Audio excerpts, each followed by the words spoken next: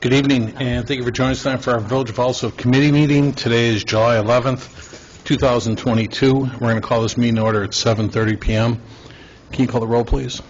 Trustee Dalzell? Here. Trustee Juarez Mendoza is absent. Trustee McLaughlin? Here. Trustee Murphy? Here. Trustee Neva Esparza? Here. Trustee Peretta? Here. Mayor Ryan? Here. We have a quorum. Thank you. Please join us for the Pledge of Allegiance. I pledge allegiance to the flag of the United States of America and to the republic for which it stands, one nation, under God, indivisible, with liberty and justice for all.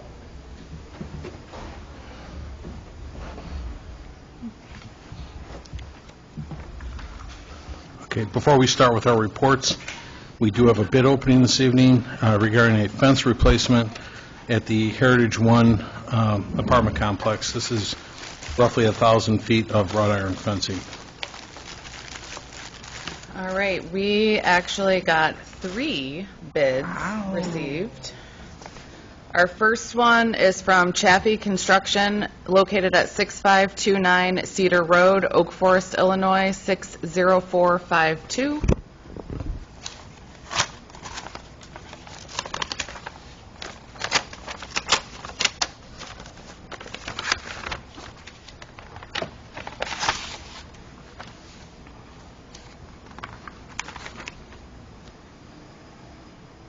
There is not a bid bond included, but their bid amount is $679,449 even.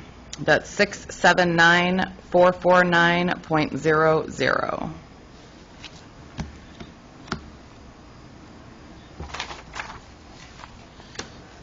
The second bid we received was from Fence Masters, located at 20400 Cottage Grove Avenue, Chicago Heights, Illinois, 60411.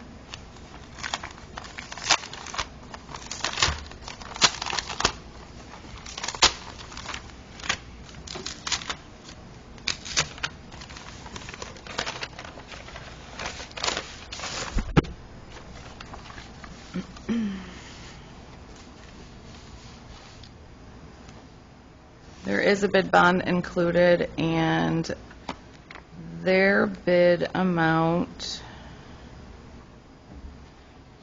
is $240,609. That's 240,609.00. Okay, that's a big one. And the last one we got was from Tiles in Style, LLC, doing business as Taza Construction, located at 16940 Vincennes Avenue, South Holland, Illinois, 60473.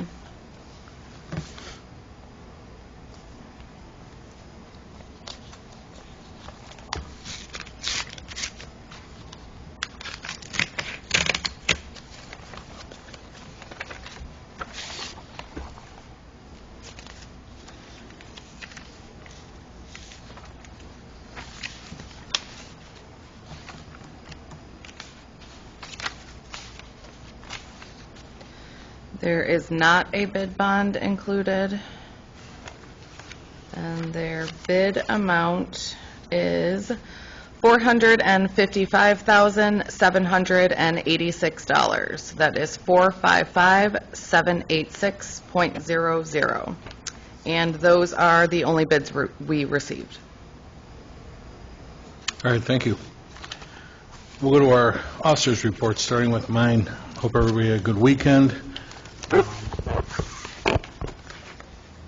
I didn't have anything on the agenda this evening, but I would like to say that I spoke last week with, let's see, I met with Public Works. Danny, I think you're in the water department too. We were talking about the need for the board to consider, and this really isn't a contract matter, but I think it's important. Many of our departments are experiencing difficulty recruiting new personnel, and right now, based on the pay scale and the Public Work and Water Department. I think it's important to possibly consider on the administrative side where the board at this time, and we're still looking, I believe, Public Works, I should ask, I don't, we didn't hire anybody, Mike's not here, we still have a couple, we're advertising right now, at least one, if not two, full-time people. But at the rate of pay that we're offering at this time, and the criteria to have a CDL license has always been kind of a difficult task. And I'd like to ask the board, I'm going to come back with some comparatives at a future meeting, but I want the board to consider possibly including training to get a CDL license if we have a applicant that we would like to hire, and obviously with an employment agreement of some type yet then too. Should that person leave us in 24 months, that kind of thing yet too. Because this way, I hate to think that we're getting somebody a CDL license to go get a truck driving job someplace or something like that. For what positions? Public Work and Water. Call it Ask Me. Right, but, No. I mean, these people, their job is to drive those vehicles, right? So without a CDL, what are they going to do while they're earning it? I'm just saying we're not getting any applications. Well, we're going to hire somebody, pay them a wage to do a job that they can't legally do. Well, they don't necessarily have to be, not everybody needs to be behind the wheel of the truck, call it, like, right now with water, we have an agreement that they need to attain a CDL license within, Dan, 1 year or 6 months? 1 year. They need to get a CDL license, but I think it's the cost of getting the license that might be deterrent as well then, too. So we're already doing the 1 year now, and that's where I want to stay with, is the 1 year window to get it done. But I think it's the cost it's kind of a turnoff to a lot of applicants right now then, too.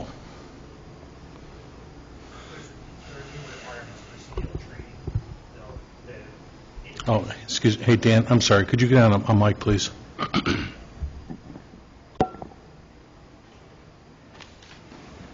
So, starting in February this year, the federal government increased the requirement on CDL training for drivers to include, specific training that we can't offer in-house without incurring, expenses ourselves and, training a trainer. So, if we get a new hire that doesn't have a CDL, we're going to have to go outside to get them trained before they can even take a test to receive a CDL. And those costs, we're seeing they're, between $2,000 and $4,000, depending on what you're looking for, whether it's a Class B or a Class A. So that additional training, whether we do it, in-house, then like the, Mayor said, we're looking to, pay for that training. And if the applicant then takes it upon himself to leave after having received his CDL, then we try to recoup some of those costs. Right. But like you said, to find someone with a CDL to bring on board at the current pay rate is not easy to do. We're struggling. We're really trying to attract a candidate that's got a CDL right now. And it's always been the case. Mayor, the internet is telling me right now that on average it takes 7 weeks full-time to get the CDL. To get a CDL. That's For what I'm Class saying. A, Yeah. a Class B is a little bit less. Yeah. And a Class B is the minimum that we require. If you can clarify a little bit more on the training. So if I'm understanding, if someone comes in with a CDL license, then is it like a continuing education credit that they have to then, in order to maintain, or is it supplement? When you say additional training, what does that look like? So typically, before you used to be able to study for the, Class B CDL exam, go to the, DMV and take the test. And then after that, also study and do the behind the wheel test. You can't do that without having actual certified training through a federally certified trainer now. Okay. In order to, they won't allow you to take the test until you have that training. So that's all I'm saying is, fortunately, the frequency of hiring isn't really huge. I mean, what are we, Dan, on average, where we hire maybe 1 or 2 people every year? Yeah, turnover's been a little higher recently, but not, Right. it's So it's, typically not that much. right, so the expense isn't that numerous that we're looking at, but we're having a real hard time, and we're accepting applications all the time, but we're having a real hard time finding folks with the CDL to even apply. So if our current methodology is that they have 12 months anyhow. We only did that for water, we didn't do that for PW. Okay, but now on PW, I understand with water, they don't all have the same type of vehicles that PW has. Right. We only have so many pickup trucks or, Right, versus dump trucks or, Right. Our front-end loaders and stuff, yeah. so, Pretty much not every vehicle, but 90% of the vehicles the village has require a minimum of Class B right, to drive. right. And that's my concern. My concern is we're going to hire somebody and not be able to utilize them in the capacities that we need. I agree. I mean, but I'll tell you, right now, we're down at least 2 guys, actually more, even in Public Works. The summer help helps out a little bit right now, but they can't take on, obviously, distinctive tasks. But I think the cost, like Commissioner Treiben was explaining, was between $2,000 and $4,000 for that applicant to have that kind of money. And in many cases, when they're accepting the job at negotiated salary, the way it is right now, then too, they may not have that money to pay for the additional schooling, and that's all I was asking the board to consider, is maybe we should consider paying it forward into that with an employment agreement to recoup those monies should they leave within 24 months of getting certification and stuff then too. So what's the training period for a Class B? About 2 weeks. At night, you're saying, Dan, right? No, And that's no, I mean, basically, the place I'm looking at currently for our existing employee, it requires that we supply the vehicle, and it would be in the afternoons. That's what I'm saying, Yeah. right. Okay. But the big thing here, we were kind of blindsided, is the new requirements really weren't clear as to whether or not they covered municipalities, and that has finally come to, they've made a determination that we are definitely included in this, these requirements. How do we supply a vehicle if they can't drive it there? We utilize another driver to get it there. That's what I'm saying, there's a lot going into this, and we're not getting any applications really lately either, so. Yep. Otherwise, we wouldn't be having this conversation. I mean, there's other professions that require, I'm just thinking out loud, is just licenses, and it's up to that individual to pursue that license and then enter that industry, unless it's something more formal, like an apprenticeship, where there's like that on-the-job training and so forth, unless that's what you're trying to structure it as.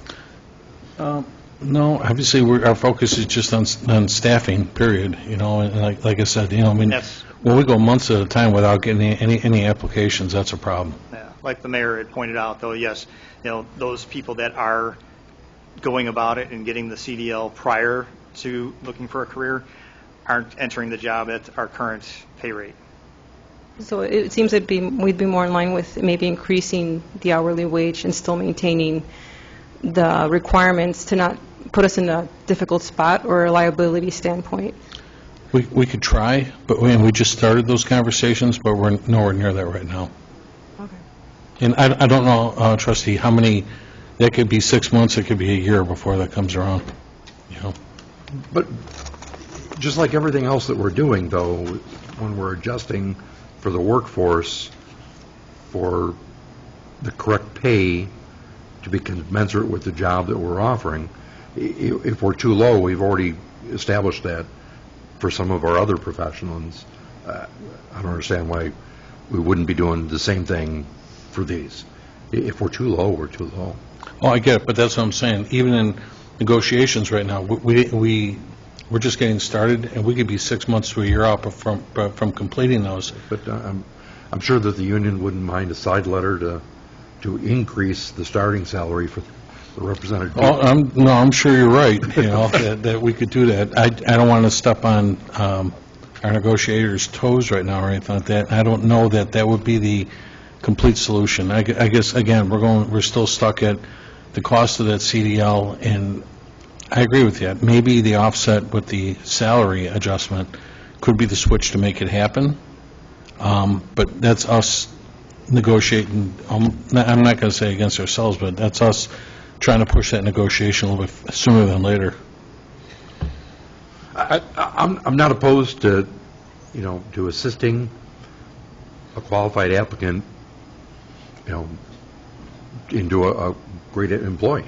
Yeah. But it's just, how many other vocations do we have where we have certain requirements for that position?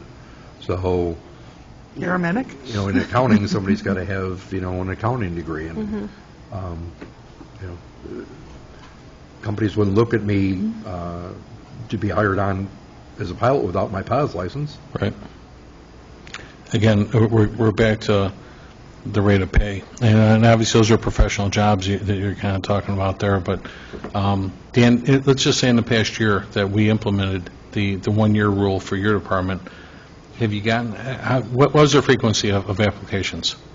How many folks applied? When I was interviewing for this open position, I received a number of applicants, but, the people that were applying were bus drivers, not, actual CDL drivers that were willing to do the labor portion of the work. So that's what I'm saying. We're running into a conflict. This is a labor position, but you have to have a specialized license to operate that equipment.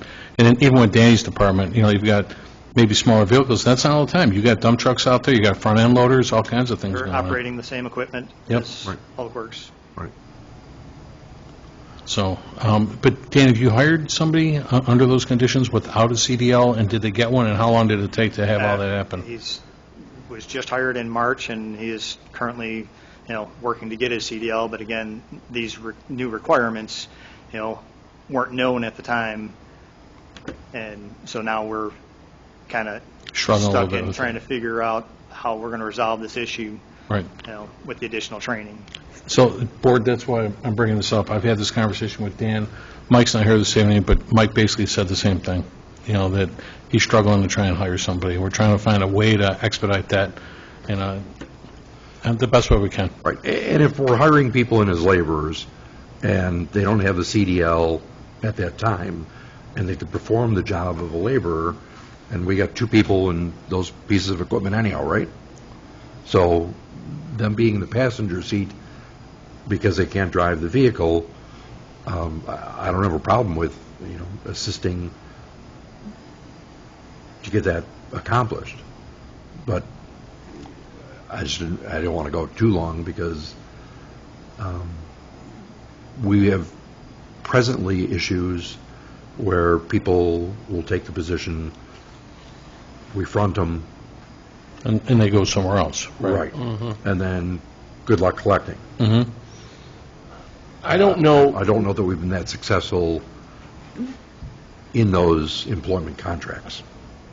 So, I don't, not to interrupt you, Trustee Dazal, but in our company, we have a payroll deduction for certain things. Not to get into specifics, but maybe this would be more of a question for Joyce, but could there be a payroll deduction for almost like a banking of that tuition, if you will, which will be refunded at the end of 24 months in full? Well, Could we do something like you're going to that? hire somebody on at a salary that's considered to be too small now, and then you're going to further diminish their earning level. Seems like it's a double uphill climb. Yeah, we do it at our company, when we have, where there are purchases that the employee can make through the company, and it's a payroll deduction to pay off said item in, say, 24 months, Right. where it's a declining balance, interest-free, and then the end of 24 months, perhaps the check is cut back to the employee, here you go, you've met your end of the bargain, the village is not on the hook, the taxpayer is not on the hook, there's a CDL license in hand, and we have a productive employee. Something to think about. if we can do it. And that would be something, that, Done. I know, but that also, now that would be something that the bargaining team would have to negotiate that, because that's a whole different field. It's in good faith. Yeah, You know, well, it's well, I a agree. good, like, almost like a think good it's faith loan. I think it's a good idea, but that would be something that we'd have to negotiate that. I'm just saying on the administrative side, if we were going to invest in the training, it doesn't, the frequency that is not that often, and that's where I was going at with this yet too, because we're just struggling to try and get more folks. Dan's already said that he's done it and it worked, and so it sounds like the wheel's already round and rolls.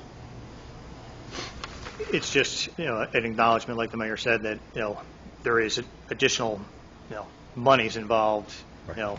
that we weren't expecting, Right. this year. Anyway, we're obviously, we're going to monitor this, Dan, both on your department. Are you fully staffed right now, Dan, just so the board understands? Okay, so it's on the PW side, we're short one or two people right now. We did include training in the budget. Mhm. Okay, just wanted to make sure. That I knew, but we didn't say specifically. We've never had this in place before, and it would change basically the ordinance that we have right now that says that you need X amount of criteria in order to apply for this job. Okay. All right, that's all I have for this evening. Thanks, Dan. Next, we have the clerk's report. Clerk Hardy. Thank you, Mayor. I have the presentation of the July 5th, 2022 Financial Committee meeting minutes and the presentation of the July 5th, 2022 board meeting minutes. And that is all I have, Mayor. All right, thank you. We don't need an attorney tonight. The engineer is not available. We'll go to a public forum. We didn't have anyone in our audience this evening. So we'll go to the standing committee reports, Finance and IT. Trustee McGlowan. First, I will have the usual list of payroll and accounts payable for approval next week. Next, Joyce handed us updated pretty budget books. One thing, though, in the budget book that I would like to point out is just based on those fence bids that we just received. The line item amount in the budget book is at $112,000, and the lowest bid, which we don't even know if it's qualified yet or not, came in at more than double that amount. So we're looking at a minimum of basically $130,000 gap at this point in time, just on the fence. What page are you looking at, Trustee? It is on page 88, line 100. Actually, I think those bids were for Heritage One. And that's what I'm looking at, is Yeah, Heritage that's 1, what's here. 112,000. So, I mean, okay, Heritage One, you're right, 112, Heritage Two was 75. Yeah, we're way under. so one more time, Clerk Harding, what was the lowest bid that you had there? 240. The lowest bid was $240,609. So it's double what we had budgeted, okay.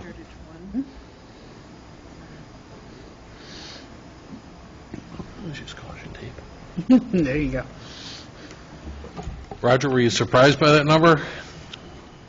I wasn't. After talking to a few people, that number was probably about 8 months old, Okay. from a current vendor, and he said everything went up exponentially. All right. I was kind of figuring somewhere around 220, 240, but I definitely didn't see the $679,000 one. Yeah, that one seems a little disconnected. You know, I mean, there's a huge discrepancy from 240 even to 455, and then all the way up to 679. So, but I will definitely review them this week and try to get a handle on them. Did They I make hear, beautiful colors in caution tape. did I hear Ken say he'd pay for the other half of it? I think after these prices, he's going to run from that statement.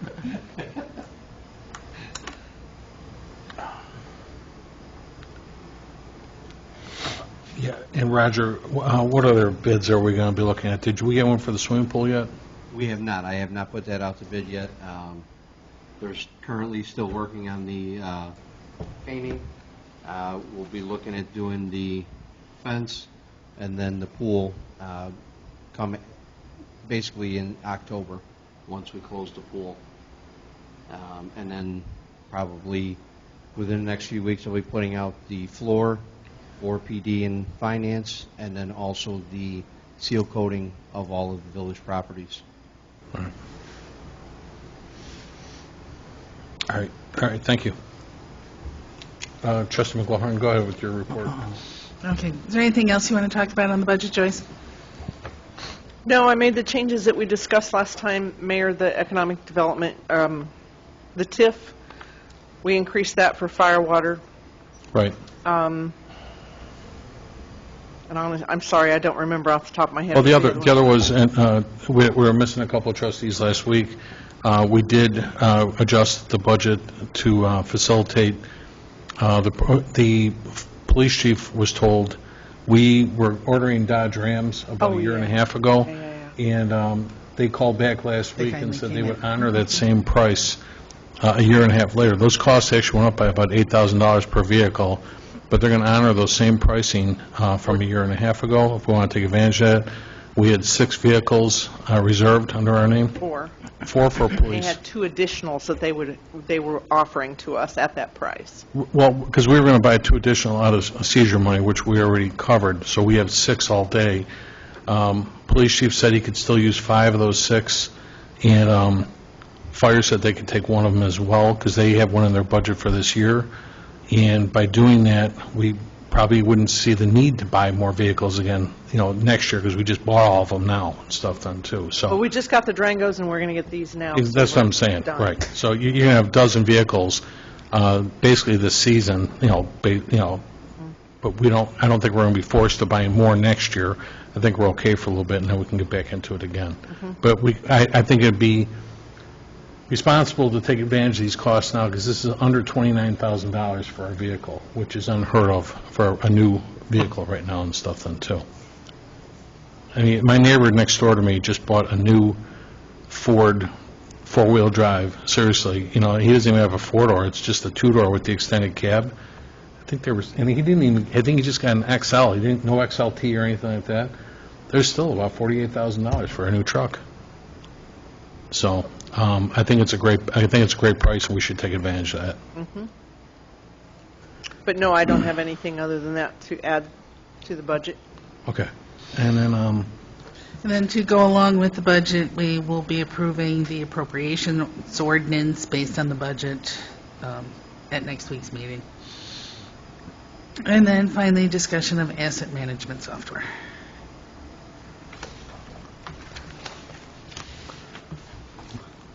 In your packet, there was a summary sheet. We went and compared Brightly, Cartograph, and Utility Cloud. There is a summary sheet that shows the cost across a 3-year implementation of all of them. Leon actually did a write-up on the IT consideration of the software, and right now the total cost for a 3-year and implementation for Brightly is $65,000. For Cartograph, it's $95,950. If we get Pro, if we go Plus, those are 2 different versions of the software. Obviously, Plus has more. It's $101,050, and Utility Cloud is $95,000. It was very evident when we were reviewing the software that Brightly is a very user-friendly piece of software. Very different than the other 2. I want to go back for just a minute. We have no inventory database of our assets. We have an industrial appraisal report, but we have no database of our assets. And so I think it's critical that we get a piece of software that will help us to manage those very, very critical assets of infrastructure, as well as our other assets. Brightly just makes it simpler. It's not, it doesn't take a rocket scientist to put things into Brightly. In some of these other cases, it does take a rocket scientist. I would like to know feedback from you on what your concerns are about this software. I mean, thank you for the summary, and I'm looking at the email from Leon as well. And just to articulate my points again in support of Brightly, based on the information provided in the packet, also just the presentation from Brightly, and also the department heads seem to be in favor of it as well. So they're going to be using it. So give them a tool that they feel comfortable using, and they've expressed interest in trying out, and they feel that would be the best option for them to be able to execute their responsibilities. So I would be articulating it again. Brightly seems like it's a good option. So it's just more of a comment than questions. So thank you for doing this. Joyce, has Brightly offered any references that we could, maybe other municipalities, that we can say, hey, how's this system working for you? Is there, any pluses or minuses that you think about this company? I mean, it'd be nice to have some references that maybe we can contact and say, hey, how's this system You want working? some before next week? Well, I'll get them from them. It's not a problem. We've talked to people. yeah, no, I mean, that would be great. I mean, if we're going to make this huge investment, let's find out how it's working for others first. We have. We've talked to others, but we've just not gotten anything written up from them. But yeah, that's not a problem. No, that'd be great. Yeah, they gave us a short list of some other municipalities. About 5 different, yeah. But I don't think, we never had anything, like, let's say a comment to share with the board, we haven't gotten that. I'm sorry, what? We haven't gotten a comment from said municipality that we can share with our board. In writing, no. Yes, We've talked right. to them, but yeah, that's fine. I mean, at this point in time, just expressing an opinion here, but I haven't seen any place where we have defined specifically what we're trying to do internally. Okay, yes, we want an asset list. Yes, we want a work order system. But there are so many other modules incorporated in both Brightly and Cartograph that just to me seems like overkill. It's not something that we need at this point in time, don't need to turn it on at this point in time. What modules were you considering? Overkill? Parks and Recreation? Parks and Recreation for one, example? yeah. Oh, yeah, no. We wouldn't do that. Yeah, we wouldn't need that. No. But it's the way I'm sorry, go ahead, Dan. The way the software is priced, you get 3 modules, or you get the whole kit and caboodle. It's not buy a module at a time. And what's the 3 modules that they're offering? No, you get to pick your 3 modules. Oh, you get to pick your 3. Okay. Right. So what's important to you, you get to pick. Right. But then after that, it's... And what is important to us? Right, because Assets. we haven't gotten that definition. Strategic planning, Number Which one. is all of it. record keeping, strategic I planning. like the GIS mapping. I think that's important. So that's 2. What would be the 3rd? GIS mapping is not a module. It's tied into... It's tied into that. It's- Okay. Yeah. Okay. It would be, obviously, water, public works, buildings, then your assets in terms of vehicles, movable equipment type things.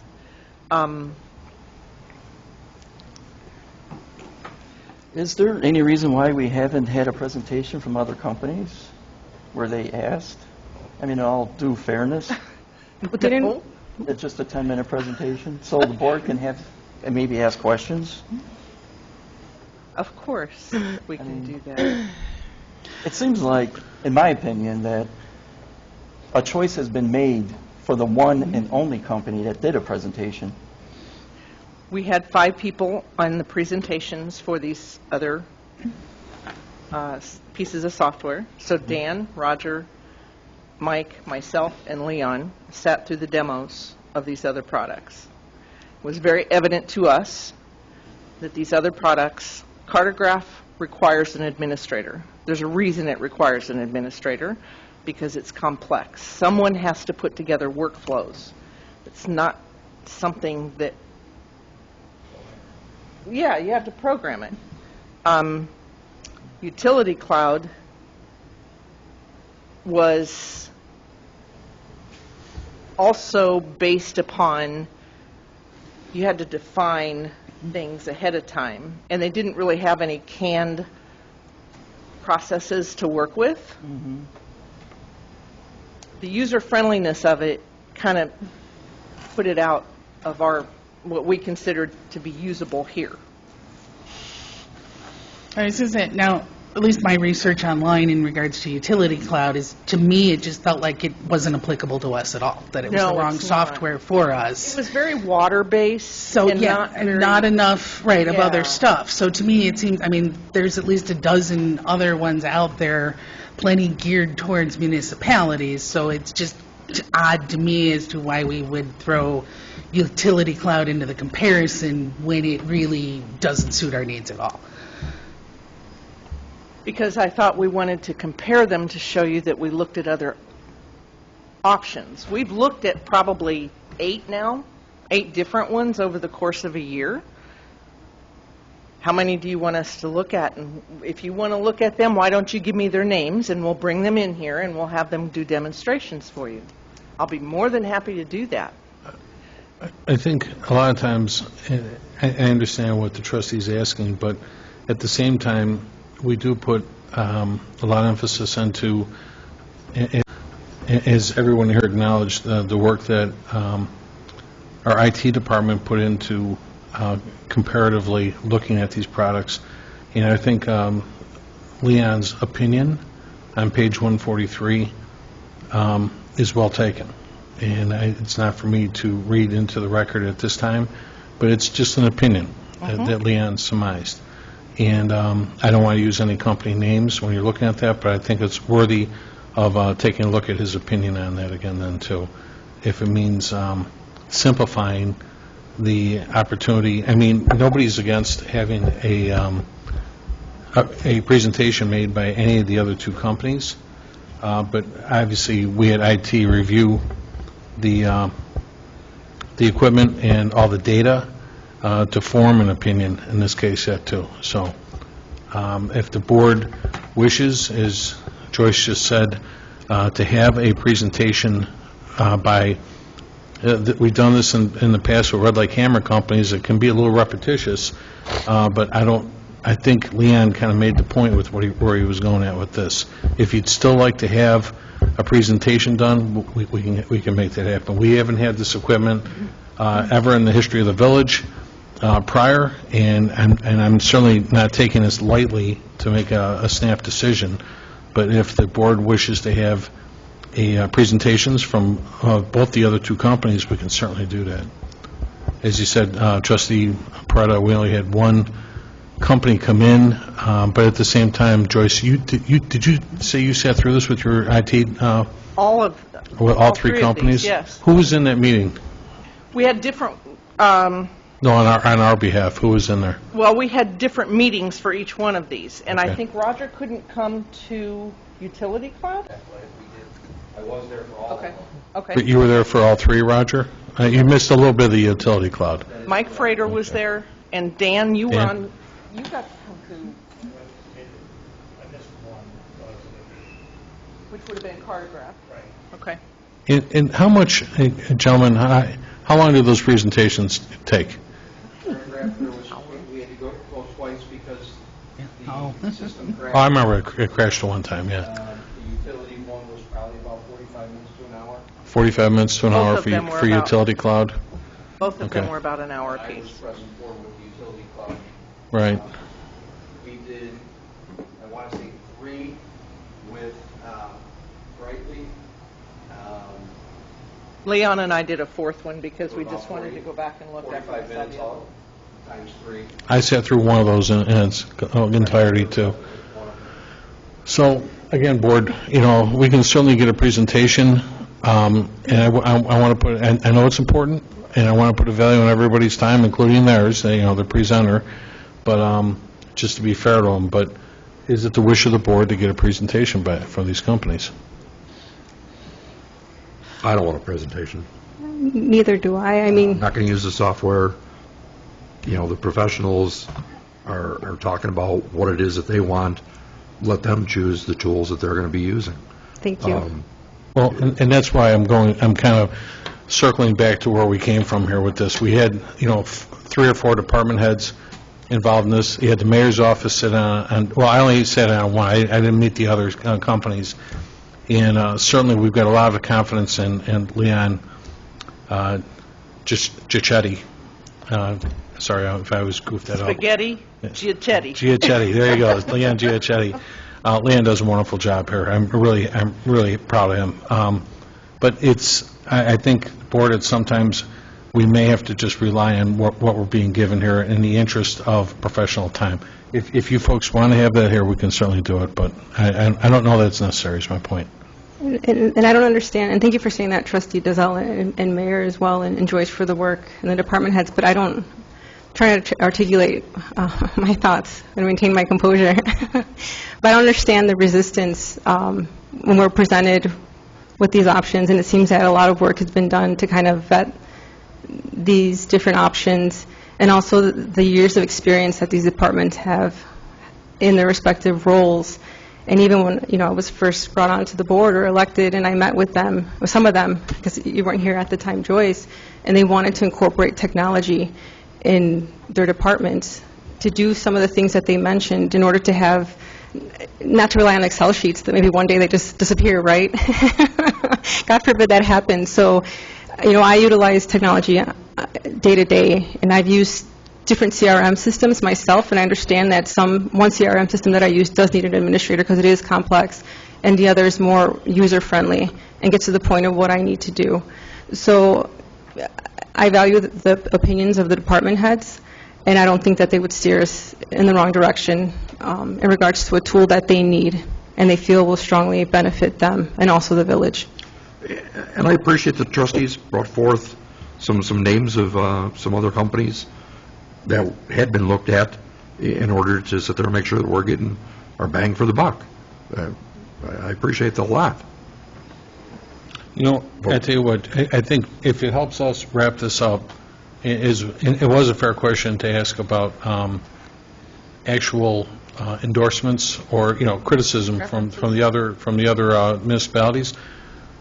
Let's reach out, at the next committee meeting, let's reach out and let's just share those thoughts. And If I can bring back references for next week, is that not enough? Can we not get this voted on?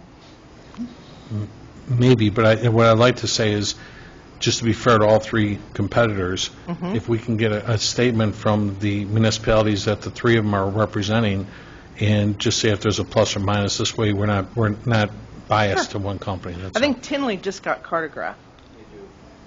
Yeah. They did? Okay, that's great. Within the last year, I think they got cartographed. And again, when I was at the lobby day this year, I had a great conversation with their village manager, Pat Carr, and we can certainly Mike knows the public his works thoughts on director that, over there, too. too. Yeah. That's great. Okay, this way we at least have a little bit of input from that, Yeah, too. fair enough. Okay. And I do appreciate all the work that everybody's put into this. I know it's time-consuming and it's daunting, and, but thank you very much.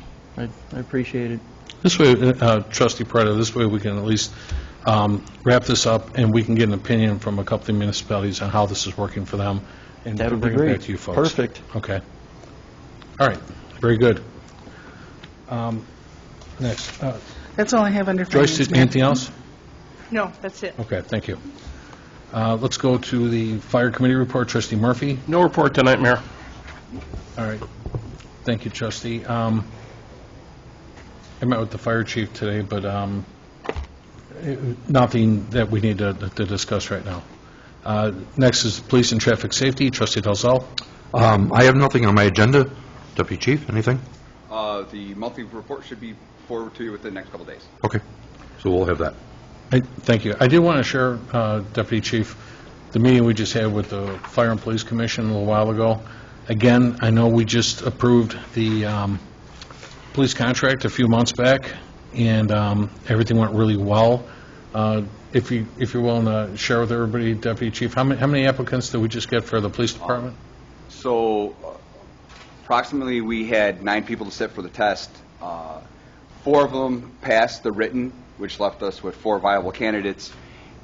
We sent out background packets so we can kind of go get those going, because we have to due to different vaccination requirements. We're using 2 different academies. We have one that doesn't require one that does, because that's not a mandated requirement for hiring here.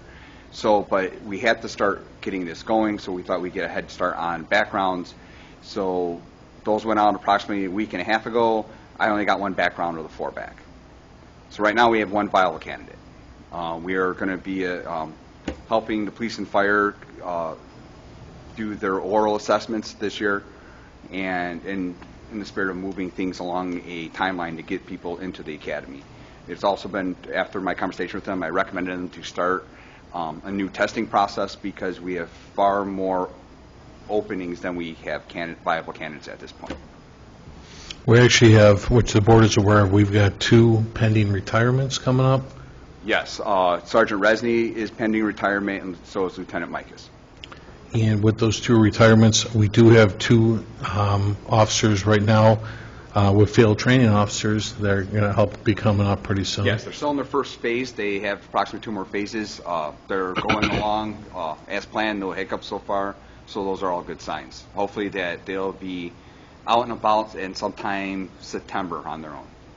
And I'm not saying that we need to take any action on this right now, but we feel, and I don't want to, Chief, we just had this discussion an hour or so ago, but we feel part of the problem still could be the attraction, the recruited side of your profession might still lay on salary, right? Yeah. Alsip offers a lot of good benefits and perks throughout the contract, the life of the contract. But to get the people through the door, we're all talking starting salary, because when you're a young person, you don't care that we have awesome insurance and good dental and vision, and that we top out in 6 years and it's a competitive salary. They're looking at that starting number, and they are gravitating toward those that are now probably in the mid-60s as far as starting salary. We're at 57, so we're not getting the first looks. We're probably getting the second or third looks, and it's starting to be. That's kind of shown in our recruitment efforts. We're going out to colleges. Sergeant Gutierrez and Detective Merlot, they go out to Moraine Valley and talk to the criminal justice students there about coming here. We update. We're advertising on Blue Line, Facebook, Twitter, anything you could think of. But at the end of the day, we're just not getting not only a lot of candidates. Obviously, this is the first time in my knowledge I know in the history of this department, we have never lost over 50% of the people on the written. Trustee Dizelle could probably say, usually written, you only lose about 30% of the people that take a test. To lose over 50 is kind of unheard of, so I don't think we're attracting the same quality of candidates either as we used to. And trustees, I look at I'm totally cognizant of what's going on here, and I look at the Blue Line all the time, which is the most popular publication for police and fire jobs and around the country, but just focused here in Illinois. And I see, which we made some great steps in this last contract. I mean, with your recommendation and Chief Miller's recommendation, we made good strides. It still doesn't seem like it's enough. It seems like we're still being chopped, and unfortunately, fortunately, I should say, the top-out pay for the starting personnel is similar to other communities around the Horn. Same thing with fire department. I just talked to the fire chief, and there's a couple of nearby communities we just lost personnel to that are significantly, stronger than we are in the starting base, but yet they top out the same yet too. So, unfortunately, that's where we're at. I just want to bring this to the board's attention because I think it is a conversation we're going to have again. To make this work, and we just can't hope things are going to change. We have to signify that we're willing to work with the current drift the way it is. Let's put it that way. right now, the culture of, like you said, Chief, of folks shopping for work are all trying to, try and get the best dollar, which is great. And then maybe a lot of people can't appreciate the actual compensation package, that kind of thing yet, too. So we're going to do what we have to, but again, I wanted to bring it to the board's attention.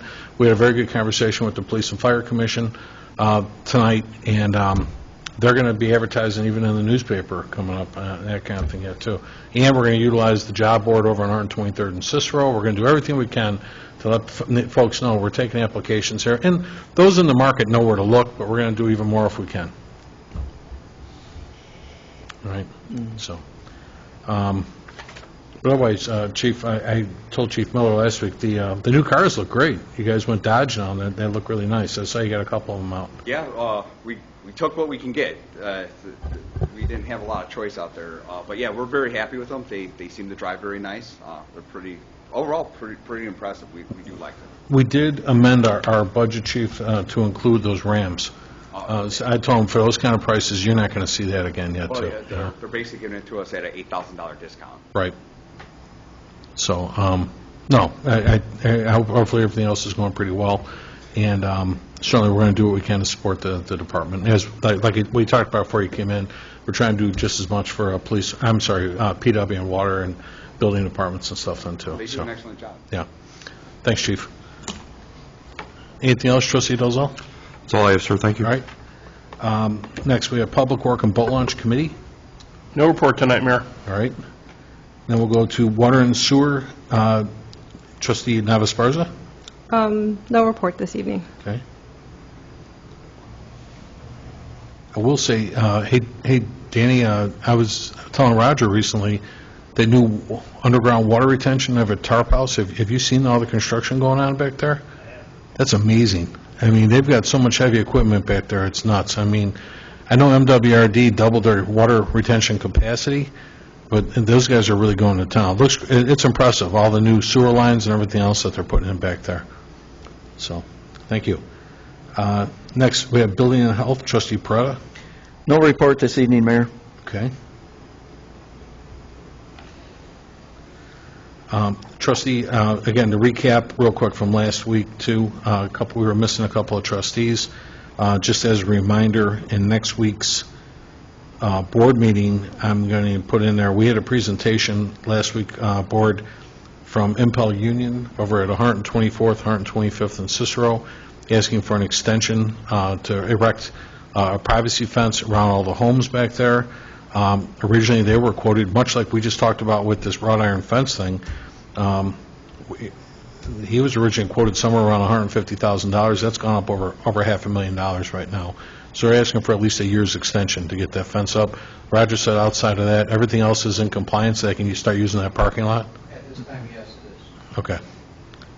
And he's still trying to negotiate with, to get a parcel of the land from the Red Roof that owns a corner of that lot, and the deep part out and back.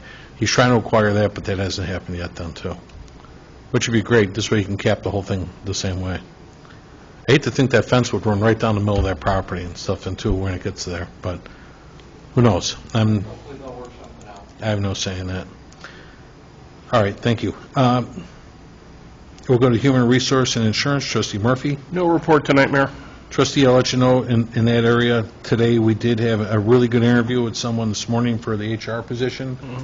Tomorrow, I've got 4 more interviews. We've got 3 Zooms and an in-house interview, and a couple more this week. We should have all of this wrapped up by the end of the week, and we should be able to bring something back to the board the following week as far as a possible decision on who could, on someone that we have focus on with for that new HR manager position. Great. So it was a good interview today, a good person.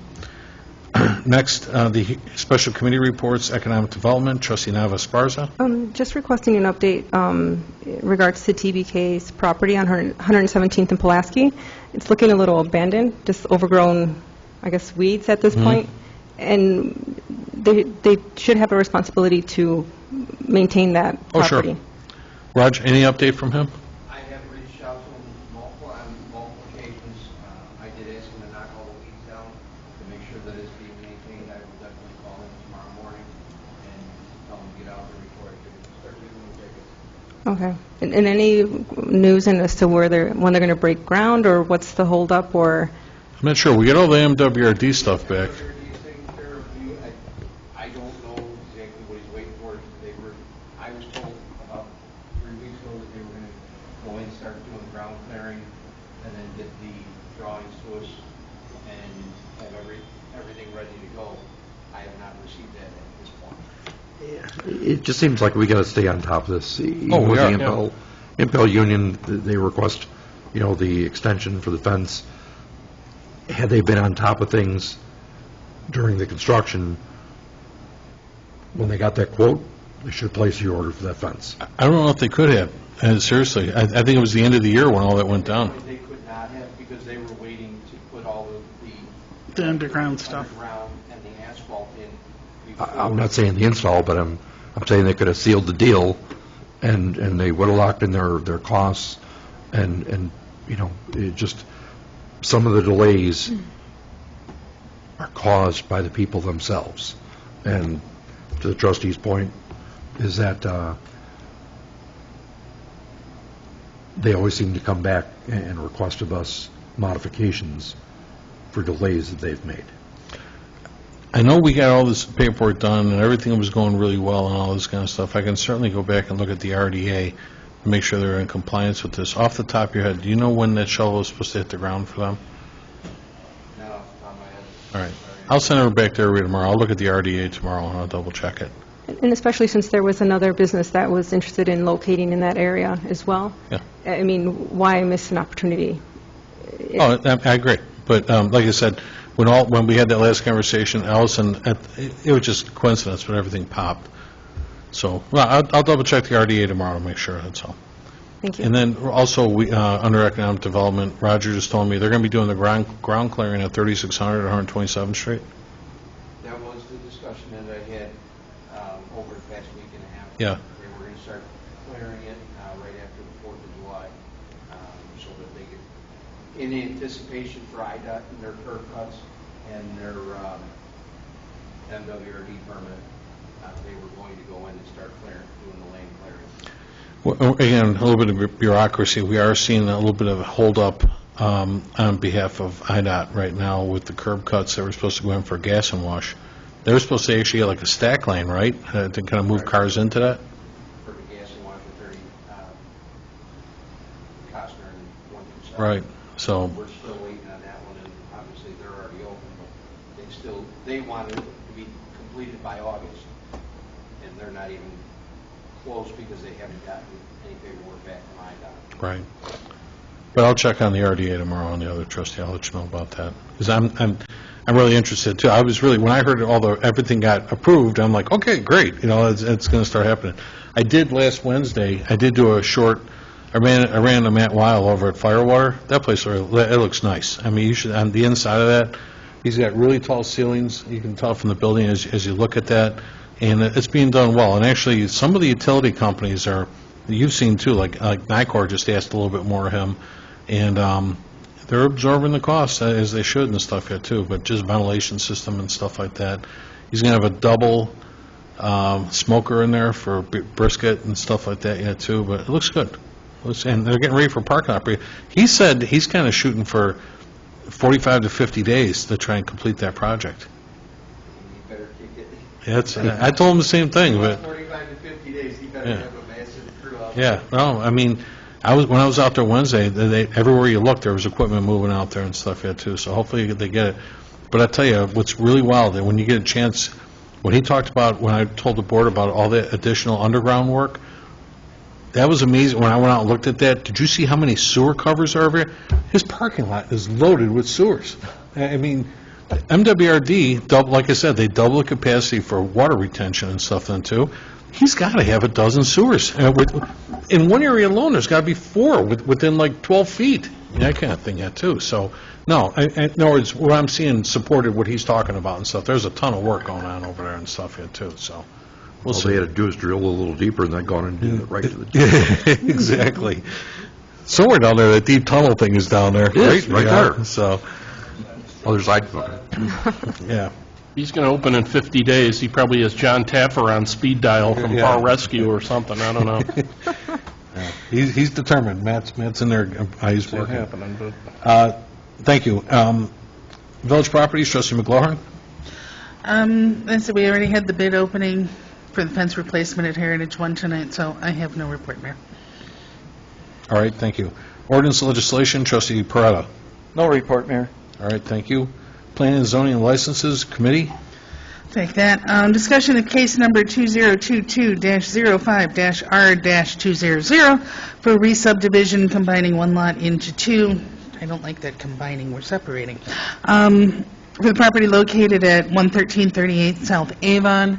The current lot is 100 by 250 feet deep, and the request is to separate it into two 50-foot wide lots that are 250 feet deep.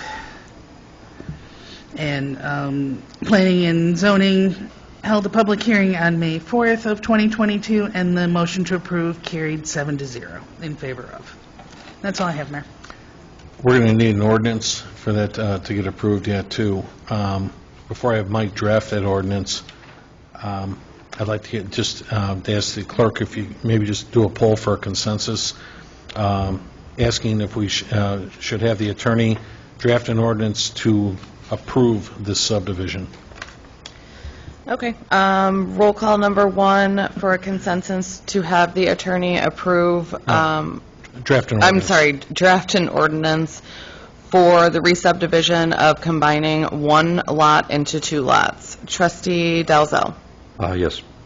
Trustee Juarez Mendoza is absent. Trustee McLaughlin. Yes. Trustee Murphy. yes. Trustee Navas-Barza. Yes. Trustee Peretta. Yes. You have your consensus. All right, thank you. Certainly, we never like spending money on legal work if we didn't have to. Next, did anybody have any presentations, petitions, or communications? How about any unfinished business? Mayor, I had a question, not to put you on the spot, but did we ever reschedule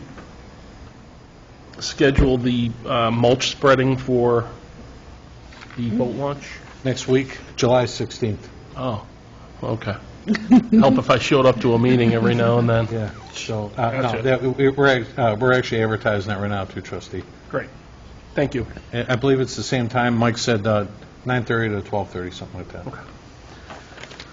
Okay. Any new business? Then we need to adjourn to a closed session. I need a short closed session with everybody, to discuss the appointment, compensation, discipline, performance, or dismissal of specific employees of the public body or legal counsel for the public body, including hearing testimony on a complaint lodged against an employee of the public body or against legal counsel of the public body, to determine its validity pursuant to 5 ILCS 120/2, Chapter 1. Can I get a motion and a second to do that? Make the motion. Second. Roll call number two to adjourn to closed session. Trustee Dalzell. Yes. Trustee Juarez Mendoza is absent. Trustee McLaughlin. Yes. Trustee Murphy. Yes. Trustee Navas-Barza. Yes. Trustee Peretta. Yes. Motion carries to adjourn to closed session. Thank you. We're going to adjourn this meeting. The time now is 8:32, and could we go across the hall, please, and we'll have a meeting over there. Thank you.